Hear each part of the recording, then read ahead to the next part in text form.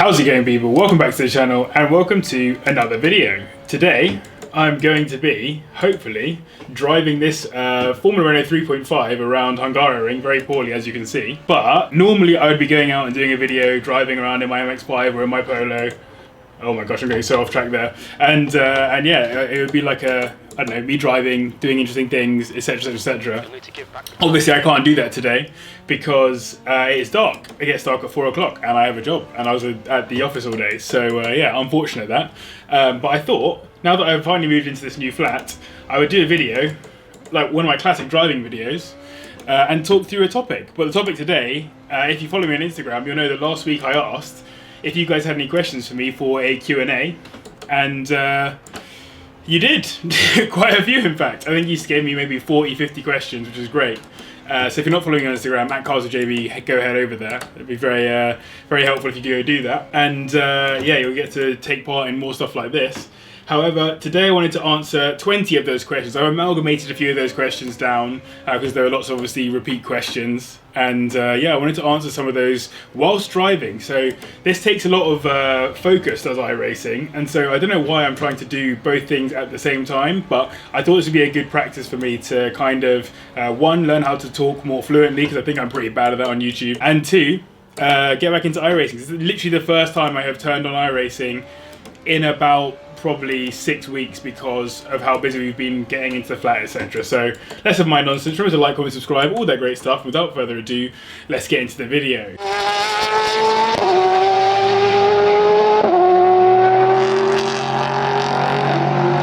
So the first question, as I round the final corner here at Hungaroring, is should I take my car to university and how should I manage it at university as well? So I would say it really depends on the university that you're taking your car to. So I took my car to university. I went to the University of Bath, did politics and international relations, got a first in case anyone's interested, and I took my car there. So I didn't take it in first year because in first year I was in halls and it wasn't really worth it. I thought it was a bit of a, yeah, potentially a waste of time to like live on campus and have a car there because I was going to bus down to the centre of Bath anyway. If you're not on campus, it might be helpful to drive to and from campus, if that's one potential option. But I would say basically if you can, yes, because it was a massive enabler for me when I was at university. And if it's not gonna make your life any better, then don't take it. And in terms of managing at university, there's not much to manage. Just use it when you need to, and when you don't need to, don't use it. Just make sure that it's parked up nicely. That was a benefit for me as well, actually, free parking. So yeah, from that perspective, nice and easy. That's question 1 over. 19 more to go, let's go. And I'm not driving too badly. I mean, I'm driving pretty poorly. This is not representative of how fast I can normally drive in this game. I'm just trying my best to do 2 things at once, and as a male I simply cannot multitask. Ooh, need to brake for this corner. What is my dream responsible daily driver, realistic dream car, and my dream car? Responsible, if that means like something that's actually useful, then probably like an M4. Having driven that M4 recently, I had a really, really good time driving it. I cannot tell you how much fun it was to drive. Maybe an RS6, something along those lines. Dream achievable car, you probably all know that, it's the 4C, and then the dream car is the Enzo, which I have loved since I was a little kid, since I had a little model of one. It's probably the first car I actually bought as a model. My parents promised me that if I was good for X number of days, they would buy me a model car of my choice. I chose the Enzo, and my love for it started from there, basically. Right, I got to somehow round this corner and look at question 3. When will I host some when will I host some fan car meets? So that's an interesting one as well. Basically, I was meant to do this before lockdown hit, and that got completely ruined by the fact that, well, lockdown hit. So we couldn't go meet up, we couldn't do anything like that. I was going to do one with Aldas, if you weren't already aware. We made a couple of videos on it. We were going to definitely organise one, and we'd had some conversations about it. Nothing major, but like enough conversations to kind of start planning. And yeah, unfortunately, lockdown came along and ruined all those plans. So the plan is basically, once we're kind of in a good place of certainty or whatever, I'll try and organise something. I try to be as responsible as possible. I don't want to be doing anything stupid. And I know that we're most of the way out of it now, so I'd be happy to organise one. One thing, let me know in the comments down below. I'd love to organise a run over to Caffeine and Machine or Ace Cafe or something like that. So if you're interested, just let me know in the comments and I'll try and organise something for the start of next year, let's say. Question 4, should I finance my first car? No.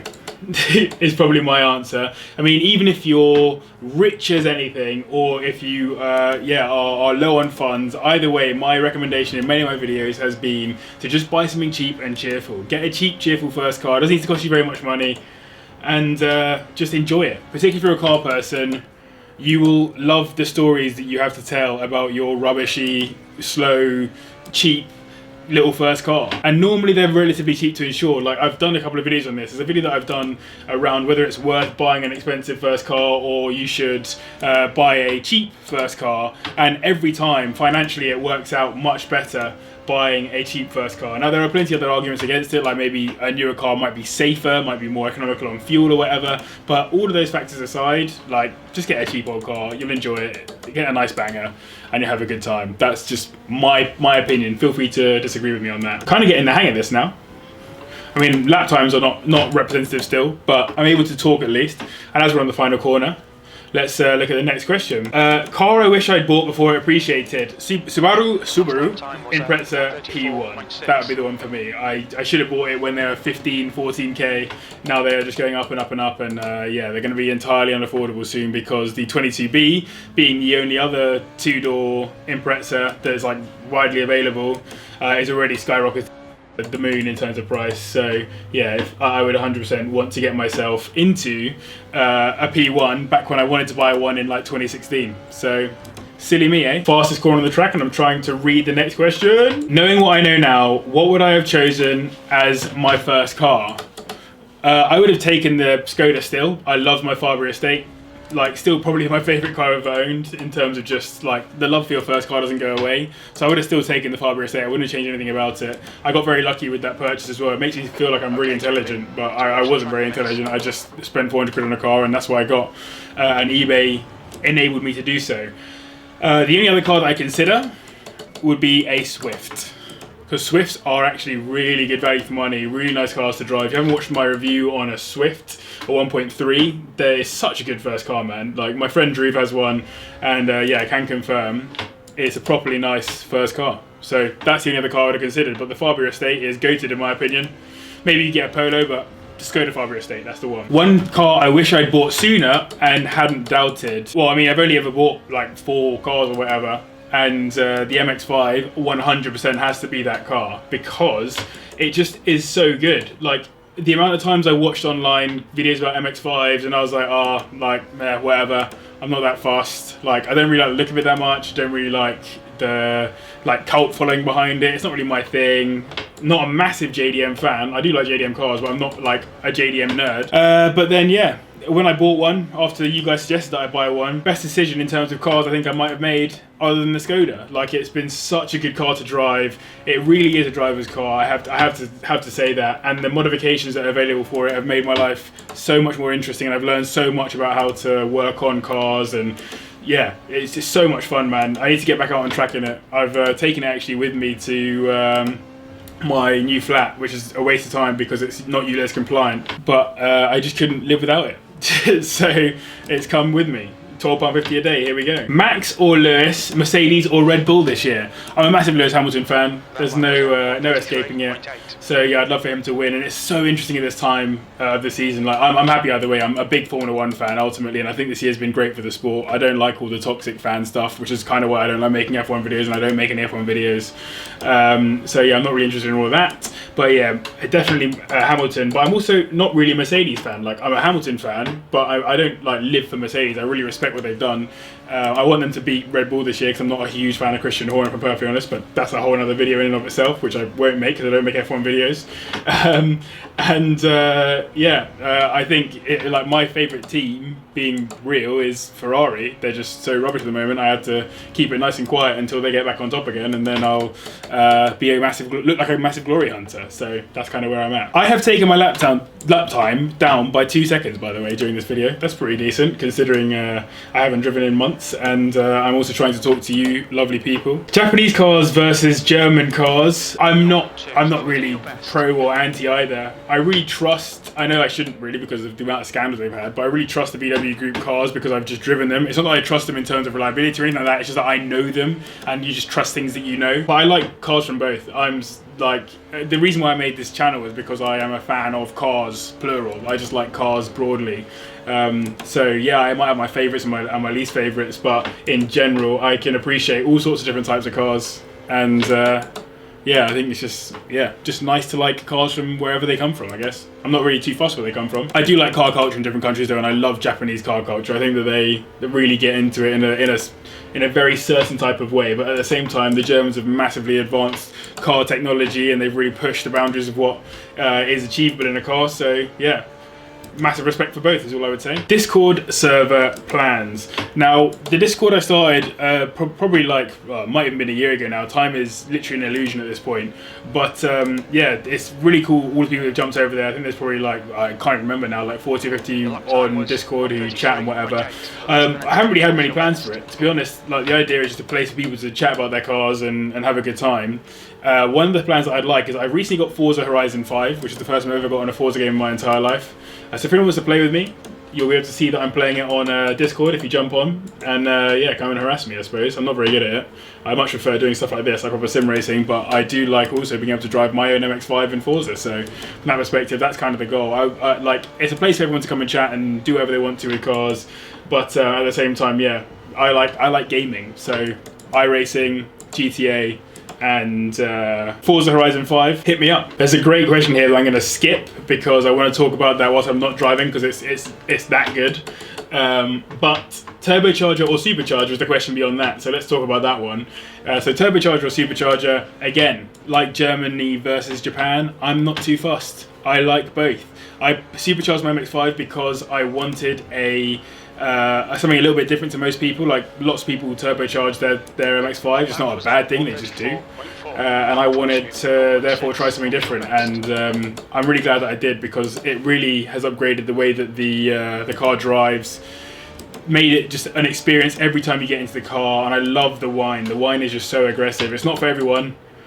Some people find it annoying, some people, particularly passengers, struggle with it, but like, from my perspective, it's fun every time I'm in the car. So that's where I'm at. It is mad that I have not crashed yet. Settling into my new place, will there be a flat tour? So yeah, as you can see, I'm feeling much more comfortable now in this place. Like, this sim rig is in such a better spot than my old sim rig, which is insane. The desk is unbelievable. Like, everything that we've got so far, feeling very, very blessed to have this really lovely flat to live in. Settling in nicely, the area is lovely too. Got friends who live nice and close, so yeah, very happy from that perspective. So thanks for asking. Flat tour, you'll get one at some point. Not in the immediate future. Still want to keep working on it a bit. Get a bunch of nice stuff into it first. I've only literally just got the sofas in last Wednesday, for example. So, but yeah, I mean, if you want to see one, let me know in the comments first of all. And second of all, yeah, just hit the like button, and it will remind me that I need to do it. Polo and MX-5, more to come, question mark. Yes, so big important stuff here. So the MX-5, obviously more to come. I've actually got bits waiting back at my old house, or like with my family house, to go onto the car. So that will go on nice and soon, hopefully. Need to also put the diff onto it as well. So there's a few bits and bobs I need to do onto the MX-5. The Polo, I haven't bought anything for it recently, and obviously it's now been actually over a year since the last Pointless Polo Project video, so apologies, and I apologise to anyone who's here specifically for the Polo Project. What my idea is I want to get a new car to drive around as my daily, and not the Polo. Keep the Polo, because I really do want to keep the Polo. And then, unless it really starts to burn a hole in my pocket or anything like that, and then I'd like to do a more crazy project to it, like, as you've seen the different crazy polos out there that I have shown you in previous videos, like the Super 1600 in particular is quite interesting, so I'd like to do that kind of project to it, but it's a pipe dream at the moment. I've sourced most of the body kit, and I have sourced like the right alloys and everything, but watching my dad do the 206, it does mean that yeah, I can see how difficult it would be to actually do that kind of project, so we shall see is the answer. Most basic cheap first car modifications. I've actually done a video on this as well, so if you want to go watch that, that would be very helpful to you and to anyone else who's interested. So yeah, definitely go watch that video. But if I was starting off, I would just go back and watch my first few Pointless Polo Project videos, because that was when I literally had minus £1,500 in my bank account, and was just trying to get any kind of modification to the car. So like the gear boot, the gear shift, I'd focus on the interior first, because the interior mods tend to be cheaper, and then Probably do some saving and try and get some alloys, because everyone loves a nice set of alloys. That's like a really great place to be in terms of car stuff. Ugh, apologies, I had to move the old camera, which was a bit of a shame. But back in it again. What's the next question before I go back out on track? It is work, cars, content and life. How do I balance it all? Well, let's go back out on track and answer that question, shall we? So I don't very well, to be honest. I wish I was better at it. Basically all I've done, I mean, lockdown was a massive blessing actually to some extent, because it meant that I had a lot more time. Like the time that I would have spent on the train to and from work, that all disappeared. So I had more time to get stuff done. But I think it's just about being really aggressive with your time.